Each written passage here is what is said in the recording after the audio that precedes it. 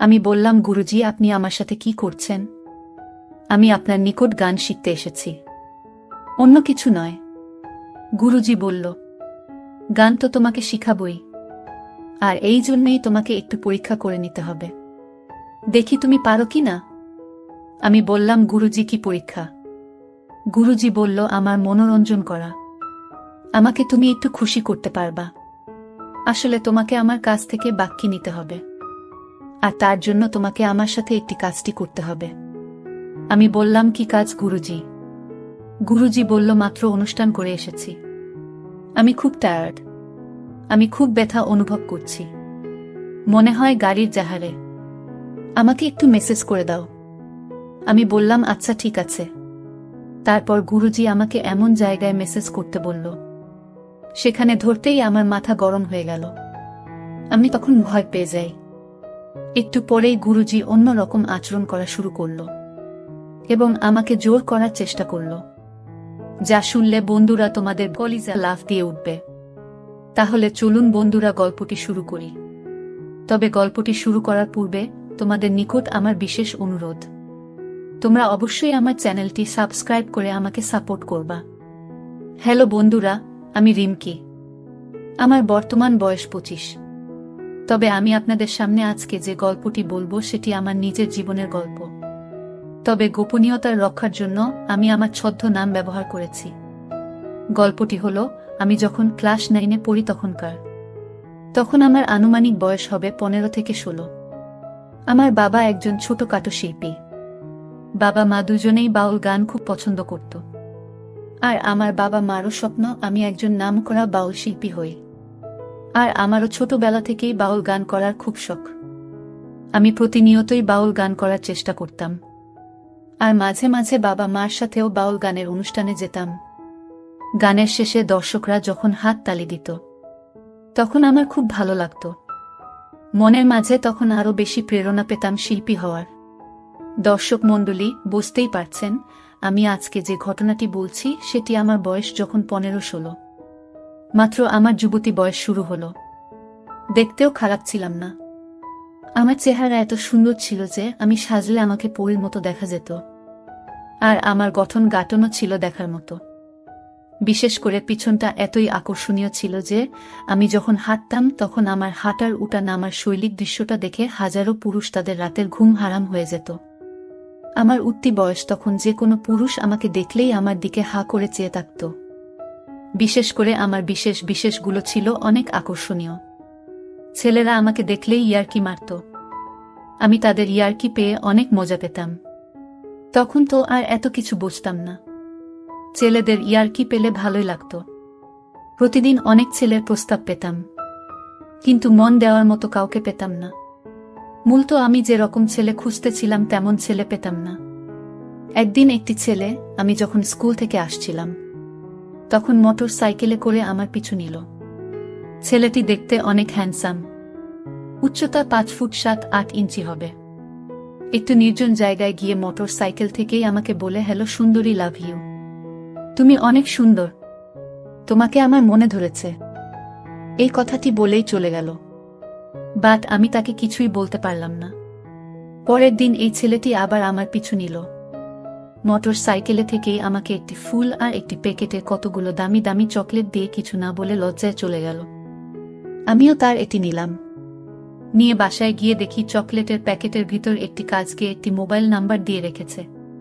তার দেওয়া প্যাকেটের ভিতরে কাগজটির মধ্যে লেখা, যদি আমাকে আপন মনে করো তাহলে আমার রিকোয়েস্ট রইল আমাকে একটি ফোন দিবা। আমি তোমার ফোনের অপেক্ষায় রইলাম। পরের দিন আমি তার নাম্বারে কল দিতেই সে আমার ফোন পেয়ে আনন্দে আত্মহারা হয়ে উঠল। এইভাবে তার সাথে আমার প্রতিদিন একটু একটু করে কথাবার্তা চলতে থাকে। আর অপরদিকে আবার বাবা মা আমাকে বলল, রিমকি, তুই আমাদের একমাত্র মেয়ে, তোকে নিয়ে আমাদের অনেক স্বপ্ন, তুই বড় হয়ে অনেক নামকরা শিল্পী হবে, তোকে নিয়ে আমাদের অনেক আশা। মা, তুই কি আমাদের আশা পূর্ণ করবে না? আমি বললাম, বাবা, তোমাদের আশা পূরণের জন্য আমি সবকিছু করতে প্রস্তুত, তোমরা বলো আমাকে কি করতে হবে। তারপর বাবা একটু চুপ করে থেকে বলল, মা, তোকে অনেক বড় বাউল শিল্পী হতে হলে একজন বড় গুরুজির নিকট থেকে শিক্ষা নিতে হবে। এখন আমরা চাচ্ছি দেশের নামকরা একজন বাউলের নিকট তোকে পাঠাতে। সে তোকে অনেক বড় শিল্পী বানাতে পারবে। আর তোর মেধাও একেবারে খারাপ না। এখন তুই কি বলছ মা? আমি বললাম, বাবা মা তোমরা যা করো তাতে আমার কোনো আপত্তি নাই। তোমরা যদি মনে করো যে বড় বাউল শিল্পীর নিকট থেকে আমাকে শিক্ষা গ্রহণ করতে হবে, তাহলে তাই করো। তারপর আমার বাবা বলল, ঠিক আছে মা, তাহলে আমরা তোকে অনেক নামকরা একজন বাউলের নিকট শিক্ষা গ্রহণ করার জন্য পাঠানোর ব্যবস্থা করছি। এদিকে ছেলেটির সাথে আমার প্রতিদিন কথা বলতে বলতে এক প্রকার প্রেমের সম্পর্কে গড়ে ওঠে। তারপর একদিন ছেলেটিকে আমি আমার সব কথা বললাম আমার জীবনের লক্ষ্যের কথা। আমি বললাম, আমি অনেক বড় বাউল শিল্পী হতে চাই, আর এ ব্যাপারে আমার যথেষ্ট অভিজ্ঞতাও আছে। এখন তুমি কি বলো? ছেলেটি বলল, সমস্যা নাই, আমিও একজন বাউল প্রেমী। বাউল গান আমিও অনেক ভালোবাসি, আর এজন্য তোমাকে আমিও যথেষ্ট হেল্প করার চেষ্টা করব। এদিকে আমার বাবা মা একজন নামকরা বাউল শিল্পীর সাথে কথা বলে আমাকে সেখানে পাঠানোর ব্যবস্থা করেছে। আমিও অনেক বড় শিল্পী হওয়ার আনন্দে সেখানে চলে গেলাম। আমাকে আমার বাবা মা বাউল শিক্ষক অর্থাৎ দেশের নামকরা একজন বাউল গুরুজির নিকট আমাকে নিয়ে গেল। তারপর গুরুজি আমাকে খুব ভালো করে দেখল এবং জিজ্ঞাসা করল, তোমার নাম কি? আমি বললাম, গুরুজি আমার নাম রিমকি। তারপর আমাকে আরো অনেক কিছু জিজ্ঞাসা করল। আমি গুরুজির সকল কথা সঠিকভাবে উত্তর দেওয়ার চেষ্টা করলাম। গুরুজি আমার উত্তর শুনে আমাকে বলল, মা, একটি বাউল গান গেয়ে আমাকে শোনাও তো। আমি গুরুজির সামনে একটি গান গেয়ে শোনালাম। গুরুজি আমার গান শুনে আমার বাবা মাকে বলল, বাহ বাহ, আপনার মেয়ের কণ্ঠ তো বেশ মিষ্টি। আপনার মেয়ে দেখবেন একদিন দেশের নামকরা শিল্পী হবে। বাবা মা আমাকে গুরুজির এখানে শিক্ষা গ্রহণ করার জন্য রেখে চলে আসে। গুরুজির এক ছেলে, দুই মেয়ে, আর আমি থাকি আলাদা রুমে। প্রতিদিন গুরুজি আমাকে দুপুর বেলা গান শিখাতে আসত। প্রথম দিন যখন গুরুজি আমাকে গান শিখাতে আসলো, তখন দেখলাম গুরুজি মাঝে মাঝে আমার দিকে কেমন করে যেন চেয়ে থাকে। আমি ভাবলাম, গুরুজি মনে হয় এইভাবে মানুষের দিকে চেয়ে থাকে। কিন্তু দিন যত যাচ্ছে গুরুজি তত ভিন্ন রকম আচরণ করতে শুরু করল। বাট আমি কিন্তু বলতে পারতাম না গুরুজি বলে কথা। আর আমার বাবা মাও গুরুজিকে অনেক বিশ্বাস করে। 10-15 দিন যাইতেই দেখি গুরুজি যখন আমার এখানে গান শিখাতে আসত, তখন গুরুজি আমাকে অনেক সময় ধরে গান শিখাতে। আমি যখন বাদ্যযন্ত্র বাজাতে পারতাম না, তখন উনি এমন ভাবে ধরে শিখাতো যাতে শিহরণ জাগে। আস্তে আস্তে গুরুজি আমার সাথে ফ্রি হতে শুরু হলো। মাঝে মাঝে গুরুজি আমার সাথে এমন আচরণ করে মনে হতো গুরুজি আমার বয়ফ্রেন্ড। এইভাবে চলতে থাকলো আমার বাউল গান শিখা। একদিন গুরুজি আমাকে গান শিখাচ্ছিলেন, আর গান শিখার সময় মাঝে মাঝে আমার সাথে আবেদনময়ী হওয়ার চেষ্টা করছেন। ঠিক এমন সময় আমার প্রেমিক আমাকে ফোন দিয়ে বলল, জানু কেমন আছো? আমি বললাম, ভালো আছি। তুমি কেমন আছো? সে বলল, জি আমিও ভালো আছি। সে বলল, জানু কি করছো? আমি বললাম, গুরুজি আমাকে গান শিখাচ্ছেন। তারপর সে বলল, আচ্ছা ঠিক আছে, তাহলে গান শিখো, আমি পরে কল দিব। এই বলে সে ফোন রেখে দেয়। আমি ফোন কাটার পর গুরুজি আমাকে বলল, কে ফোন দিয়েছিল? আমি বললাম, গুরুজি, আমার ফ্রেন্ড। তারপর আমাকে গুরুজি বলল, ছেলে নাকি মেয়ে? আমি বললাম, গুরুজি ছেলে। তখন গুরুজির মনটা দেখি খারাপ হয়ে গেল। তারপর গুরুজি আমাকে বলল, এখন এই সব ফ্রেন্ড সেন্ড বাদ দাও।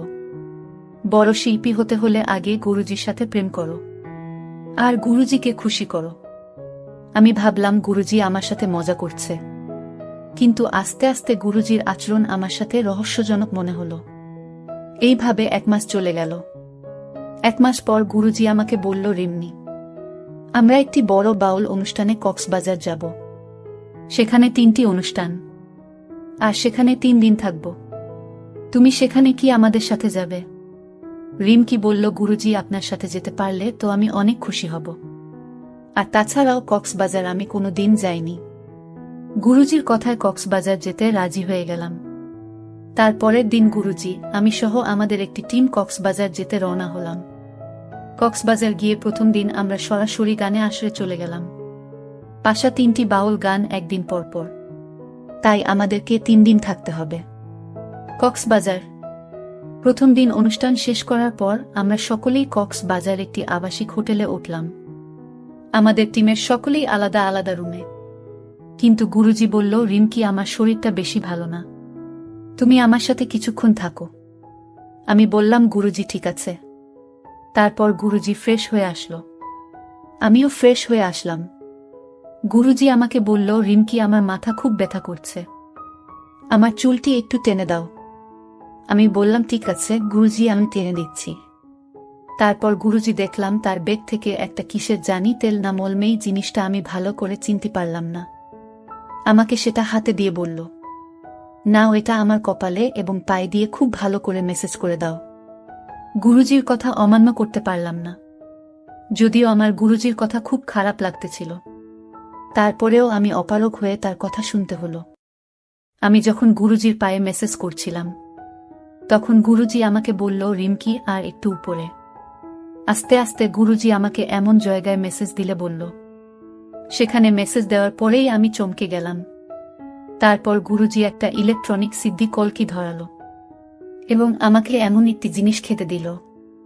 আমি বললাম, না গুরুজি, আমি খাবো না।